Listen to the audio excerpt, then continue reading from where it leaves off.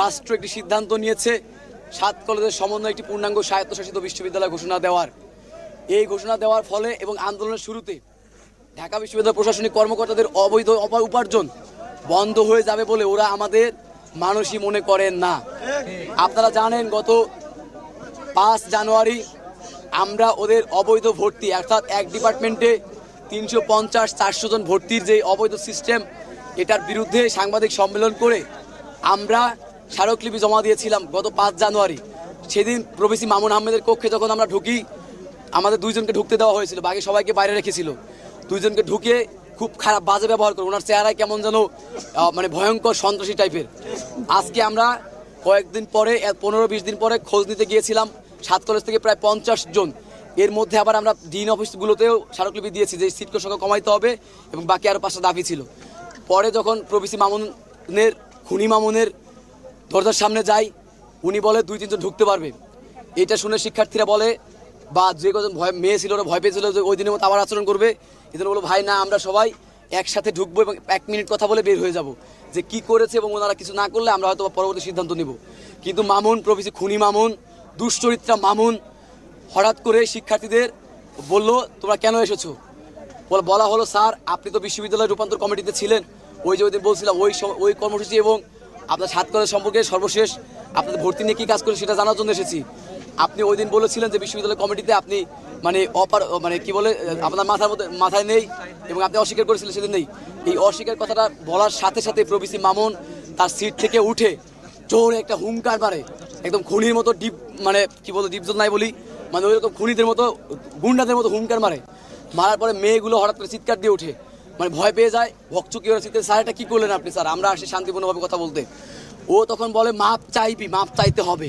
এবং আমি তখন ভদ্রতার খাতিরে আমি এবং জাকারিয়া বাড়ি সাগর, কবি নজরুল এবং মেয়েরা সবাই সরি স্যার মাফ করবেন স্যার, আমরা আসলে আমাদের কথাটা শুনেন স্যার।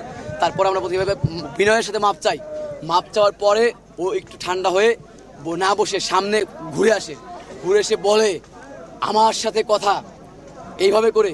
পরে ওর কর্মচারী তখন পোলাবান চালাক ছেলেমেয়ের ক্যামেরা অন করে, ওর কর্মচারীরা বলে যে স্যার ক্যামেরা অন করছে, আপনি কথা একটু থামেন। ওই মুহূর্তে ও একটু প্রভিসি মামুন থামার পরে আবার যখন প্রক্রিয়ার টিম ঢোকে এবং কয়েকজন টিচারকে ওরা নিয়ে এসে বলে কয়েক টিচার গুন্ডার মতো ঢেকে বলতে স্যার কী হয়েছে দেখিয়েছে। পরেও বলে একটু থামো আমি দেখতেছি ব্যাপারটা, তোমরা করি। পরেও আবার হুঙ্কার দেয়, ওদের দেখে সাহস বেড়ে যায়, প্রক্রিয়ার টিম দেখে হুঙ্কার দিয়ে ওই টিচারদের বলে ওদের সাথে আর আমি 1 মিনিট কথা বলবো না। এর মানে প্রথম থেকে শেষ পর্যন্ত সে আমাদের সাথে কোনো কথাই বলে নাই। নতুন টিচারের কাছে দিয়ে বলে ওদের গেটের সামনে বাই করে গেটের সামনে কথা বলেন। নতুন টিচার বেরিয়ে ওই নাম জানি না এই জন্য নতুন টিচার বলছি, আমাদেরকে সবাইকে উস্কানি দিয়ে বললো এখানে কোনো তোমাদের সমাধান নাই। পোলাবান বলছিল যে কার কাছে সমাধান সেটা বলেন, তাও দিবে না, কোনো সমাধান দেবে না। পরে ওইখানে ভুয়া স্লোগান, জীবনের ঝুঁকি নিয়ে ঢাকা বিশ্ববিদ্যালয়ের মধ্যেই শিক্ষার্থীরা ভুয়া স্লোগান দিয়ে বেরিয়ে গিয়ে সবাই কর্মসূচি দেয় যে আমরা প্রভিসি মামুন ক্ষমা চাওয়ার আগ পর্যন্ত আমরা রাজপথ ছাড়বো না।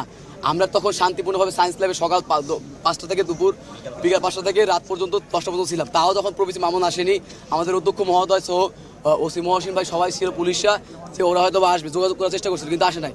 পরে আমরা ঘোষণা দিলাম যে তাইলে যে দেশেও তো আসতেছে না, মামুনের ক্ষমা চাইতেই হবে।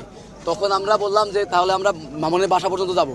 কিন্তু আমরা যত শিক্ষার্থী আমরাও জানি স্বায়ত্তশাসিত বিশ্ববিদ্যালয় পর্যন্ত ঢোকা যায় না। এটা ছিল আমাদের একটি টেকনিক যে আমরা গণতন্ত্র তরুণ পর্যন্ত গিয়ে থেমে যাব, ওরা আসবে, কাছাকাছি গেলে হয়তো আসবে, এসে মাপ চাইলে তো শিক্ষার্থীদের যে ক্রোধটা সেটা থেমে যায়। কিন্তু এসে যখন এখানে দাঁড়ালাম প্রায় 30-40 মিনিট দাঁড়ানোর পরে ওরা কেউ আসলো না, বরং তখন পুলিশ 3-4 ব্যারিকেড দিয়ে দাঁড়ালো এবং পুলিশের ওসি মহোদয় আমাদের বললো তোমরা চলে যাও, ওরা আসতেছে তোমরা একটু পিছনে যাও। তখন আমরা ভাবলাম যে যেহেতু আসতেছে তাহলে আমরা পিছনে গিয়ে দাঁড়াই, যেহেতু আমাদের কাছে কোনো নিরস্ত্র নাই, নিরস্ত্র শিক্ষার্থী আমরা শান্তিপূর্ণভাবে গেছি শুধুমাত্র মাপ চাওয়ানোর জন্য। তখন ওই দিক থেকে মামুন বাহিনী ছিল, ঢাকা বিশ্ববিদ্যালয়ের শিক্ষার্থীরা আমাদের দিক থেকে ফোন করছে ভাই আপনারা শান্তিপূর্ণ থাকেন, আমরা সমাধান করার চেষ্টা করছি। কিন্তু মামুন বাহিনী কোথা থেকে আসে জানি না, কিছু লোক ওরা অতর্কিতভাবে শিক্ষার্থীদের উপর হামলা করে, এই নিরস্ত্র শিক্ষার্থীদের উপর। তখন শিক্ষার্থীরা ঢাকা কলেজে যায়, যে দলের একটা শিক্ষার্থী ক্যাম্পাসে কেউ থাকেনি। যখন এখানে এসেছে এরপরে পুলিশের নাটক শুরু হলো। পুলিশ একটা টিয়ার শেল ঢাকা বিশ্ববিদ্যালয় থেকে মারেনি, বরং একের পর এক টিয়ার শেল মেরে ছাত্র শিক্ষার্থীদেরকে সাউন্ড গেট মেরে আমাদেরকে আহত করেছে। আমাদের 2 জন ভাই গুরুতর আহত, আমরা খুব ভয় ছিলাম। আমি জানি না আমরা এখনো ওরা কি আছে, আল্লাহ ভালো জানে। আমরা দোয়া করি আমার ভাইরা তাড়াতাড়ি সুস্থ হোক এবং আমি নিজেও সহ কয়েকজন হয়তো পড়ে যাবো যে কোনো সময়, কারণ আমাদের শরীরে স্ট্যামিনা নাই, আমরা তাকাতে পারছি না। কাজেই এই যে অতর্কিত ঢাকা বিশ্ববিদ্যালয়কে সুপ্রিমেসি এবং এই দেশের মানুষ নিয়ন্ত্রণ করবে ঢাকা বিশ্ববিদ্যালয়, এই সুপ্রিমেসি থেকে বেরিয়ে আসার জন্য আমরা আর ওদের আন্ডারে একটা পরীক্ষাও দিব না। কালকের পরীক্ষা বয়কট এবং কাল থেকে ঢাকা শহর অচল থাকবে। কারণ বিশ্ববিদ্যালয় রূপান্তর কমিশন ইউজিসির সাথে সমন্বয় করে অন্তর্বর্তীকালীন প্রশাসন গঠন করে আমাদের 8 মাসের সেশন করে 1 ঘন্টা সেশন জট না নিয়ে বর্তমান শিক্ষার্থীদের সমাধান করবে। এবং যেহেতু রাষ্ট্রের ঊর্ধ্বতন কর্তৃপক্ষ শিক্ষা উপদেষ্টা সবাই মিলে চাচ্ছে যে একটি স্বায়ত্তশাসিত বিশ্ববিদ্যালয় গঠন করছে, এই বিশ্ববিদ্যালয় করতে হবে আন্তর্জাতিক মানের এবং বাংলাদেশের ইতিহাসে শ্রেষ্ঠ বিশ্ববিদ্যালয় ঘোষণা দিতে হবে। এটা 15 দিনের মধ্যে দিতে হবে, এই প্রতিশ্রুতি কালকে দিতে হবে। এবং ঢাকা বিশ্ববিদ্যালয়ের এই শোষণ থেকে মুক্তি হয়ে, যেমন আমার সার্টিফিকেটটা এই অপবিত্র শিক্ষকদের চোরদের হাতে, আমার পবিত্র সার্টিফিকেটের চোরদের হাত থেকে আমরা নিব না। আমাদের সার্টিফিকেট আমরা আমাদের ক্যাম্পাস থেকে নিব, ওই অন্তর্বর্তীকালীন প্রশাসনের হাত থেকেই আমরা নিব। এই জন্য আগামী কাল থেকে ঢাকা শহর 7 কলেজ শিক্ষার্থীরা ইডেন কলেজে বলে গেছে, বাংলা কলেজ অলরেডি আজকে জানে, বাংলা কলেজ কিন্তু নিজের টেকনিক্যাল আটকিয়েছিল, কিন্তু ওদেরকে কেউ হামলা করেনি, হয়তো আমাদের করেছে, অভিনজরুল পুরানটাকে আটকিয়েছে। কাজে এই শিক্ষার্থী প্রভিসি মামুনের রাষ্ট্রদ্রোহী মামলায় বিচার হওয়ার আগ পর্যন্ত বিচার নিশ্চিত হবে এবং ওই লম্পটকে, দুশ্চরিত্রটাকে আমাদের বিশ্ববিদ্যালয় রূপান্তর কমিটি থেকে বাদ দিতে হবে, বাদ দিয়ে ওর শাস্তি নিশ্চিত করে এবং বিশ্ববিদ্যালয় আমাদের সাথে কথা কল রেকর্ড হয়তো আছে, বিশ্ববিদ্যালয় কিছু শিক্ষার্থী বলছিল যে প্রভিসি মামুনকে তোমরা বলবা ওকে অপসারণ করতে হবে। অর্থাৎ ঢাকা বিশ্ববিদ্যালয়ের সাধারণ শিক্ষার্থীদের সাথে আমাদের কোনো দ্বন্দ্ব নেই, কিন্তু মামুন বাহিনীর সাথে আমাদের দ্বন্দ্ব আছে। তো ঢাকা বিশ্ববিদ্যালয়ের সাধারণ শিক্ষার্থীরাও চায় না মামুন থাকুক, আমরাও চাই না, এই মামুনকে অপসারণ করতে হবে। কারণ খুনি দিয়ে শিক্ষা প্রতিষ্ঠান চলে না। এই তো এতটুকু ছিল। এবং তোমার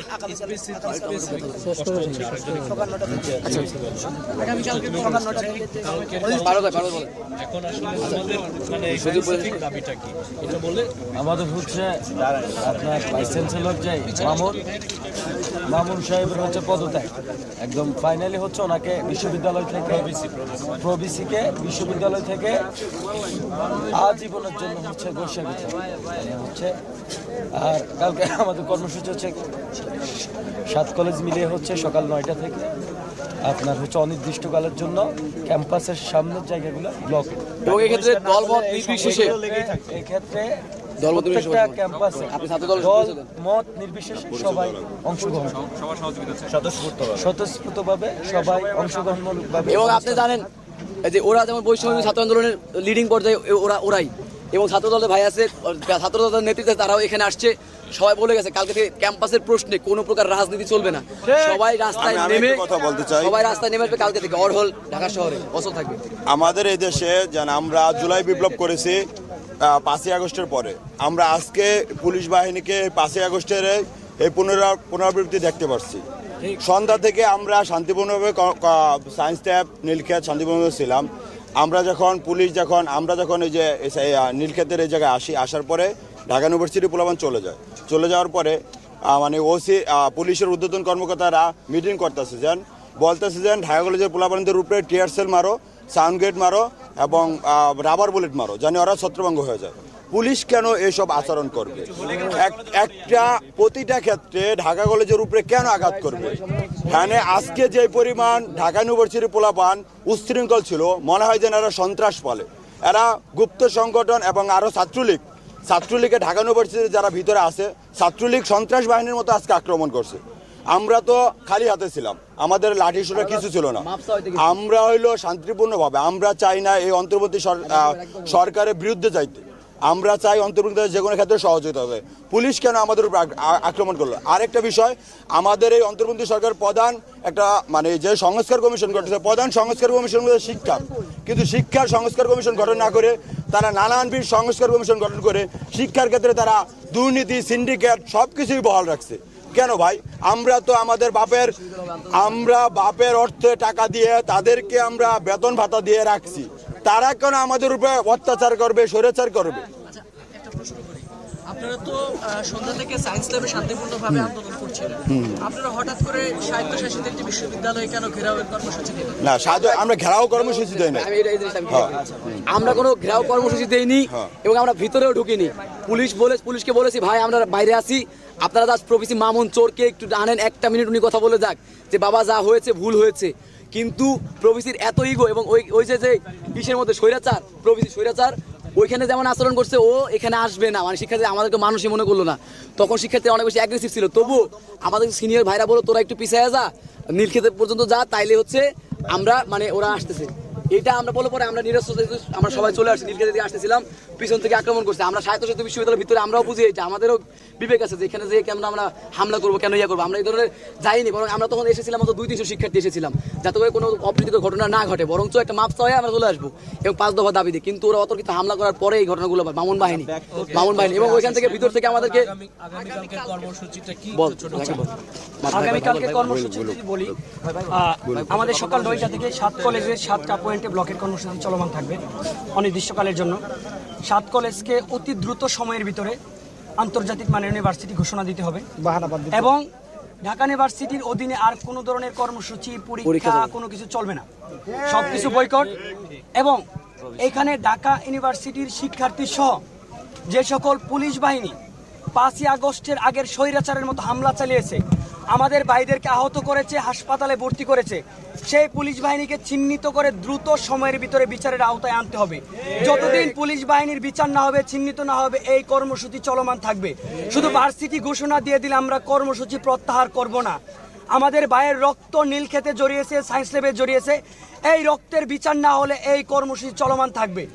কর্মসূচি সেই দিনই প্রত্যাহার করব যখন ভার্সিটি ঘোষণা হবে, এই যারা এখানে হামলা করেছে তাদের বিচার হবে, সেই দিন থেকে আমরা আমাদের কর্মসূচি প্রত্যাহার করে নিব। এর আগ পর্যন্ত 7 কলেজের 7 পয়েন্ট দিয়ে ঢাকা ইউনিভার্সিটির কোনো ধরনের যানবাহন চলবে না। কোনো দিক দিয়ে তাদের ক্যাম্পাসে যানবাহন আসতে দেওয়া হবে না। তারা যেটা আজকে করেছে ভাই, আমরা এখানে কোনো ইন্টেনশন নিয়ে যাই নাই। ঢাকা ভার্সিটি ঘেরাও কর্মসূচিও ছিল না, ওইটা একটা মিস ইনফরমেশন। জাস্ট আমরা গিয়েছি এখানে যে মামুন স্যার এখানে যদি না আসে, আমরা তরুণের সামনে অবস্থান করব। একটা স্বায়ত্তশাসন প্রতিষ্ঠানের ভিতরে কোনোভাবেই ঢোকা যায় না, আমরা ঢুকিও নাই। আমরা জাস্ট ওখানে বসবো, স্যার আসবে, মামুন স্যার না আসুক, বিসি স্যার আসুক, উনি না আসুক, বিসি মহোদয় আসুক, যে এটা যা হয়েছে একটা ভুল বোঝা হয়েছে, যে ওনার পক্ষে অন্তত সরি, এইটা অন্তত বলুক সাধারণ শিক্ষার্থীদের কাছে, যেটা ভুল হয়েছে, যেটা প্রত্যাশিত আচরণ নয়। কিন্তু আমরা ঢাকা ইউনিভার্সিটির শিক্ষার্থীদের কাছ থেকে এটা কখনো প্রত্যাশা করি নাই। তারা লাঠি সুটা নিয়ে তারা হল থেকে বেরিয়ে এসেছে এবং আমরা যখন দেখতে পেয়েছি যে তাদের হাতে লাঠি সুটা, আমরা নিরস্ত্র, আমরা কোনো ধরনের কনফ্লিক্টে যাই নাই। ঢাকা ভার্সিটির কোনো শিক্ষার্থীদের সাথে আমাদের কোনো কনফ্লিক্ট নয়।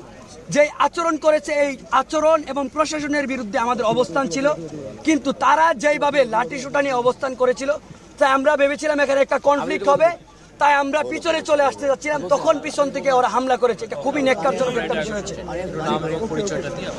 আমি হচ্ছে Afzal Hossain Nakib, 19-20 session, Dhaka college, English department.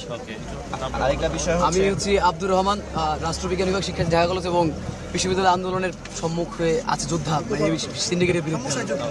আচ্ছা, আরেকটা বিষয় ক্লিয়ার করে আমরা যে দাবি ছোট করে বলবো, দাবি প্রভিসি মামুনকে আমরা যে দাবি করলাম যে প্রত্যাহার করতে হবে এখান থেকে এবং স্থায়ী বহিষ্কার করতে হবে। আপনি যদি এই বহিষ্কারটা ওনারা না করে, তাহলে এই 7 কলেজের সাথে ঢাকা ভার্সিটির যে সংঘর্ষ, এটা কন্টিনিউ চলতেই থাকবে। আমরা এই প্রভিসিকে বহিষ্কার না হওয়া পর্যন্ত আমরা এই 7টা পয়েন্ট ছাড়বো না। কারণ যার জন্য রক্ত ঝরছে, যে আজকের মাস্টার মাইন্ড এই সংঘর্ষে, আমি মনে করি তার পিছনে আওয়ামী লীগের ইন্ধনদাতা থাকতে পারে। গোয়েন্দা সংস্থার প্রতি আহ্বান থাকবে, এই মামুন বাহিনী আমাদের ধারণা, আমরা খুব আশঙ্কা বোধ করছি যে তার পেছনে আওয়ামী লীগের ইন্ধনদাতা থাকতে পারে। আরেকটা ইনফরমেশন একটু দেই, মামুন স্যারের রুমে এখনো আগের যে বিসি ছিল, স্বৈরাচারের বিসি ঢাকা ইউনিভার্সিটি, ওনার ছবি এখনো কেন লাগানো? ওনার কক্ষে দেখবেন আগের বিসির ছবি এখনো উনি লাগাই রাখছে। কি জন্য? উনি কি স্বৈরাচারের দালালি করতেছে এখনো ঢাকা ভার্সিটিতে বসে?